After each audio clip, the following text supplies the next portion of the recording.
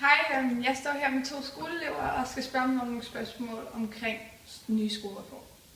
Hvad synes I om den nuværende skolereform? Den er lidt irriterende, fordi skoledagen den er så lang, og så bliver man lidt ukoncentreret. Synes I, at den skulle ændres? Hvorfor? Ja, altså fordi det er ret kedeligt at være i skole så lang tid, men altså, man laver noget af det, men man bruger meget af sin fritid på at være her.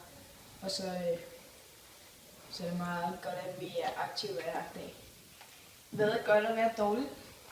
Altså, som sagt, så er det godt, at der kommer en masse bevægelse ind i timerne, fordi vi skal være så lang tid. Men det dårlige er nok, at vi skal være så lang tid, og så har vi ikke tid til fritidsinteresser. Hvad er jeres fritidsinteresser?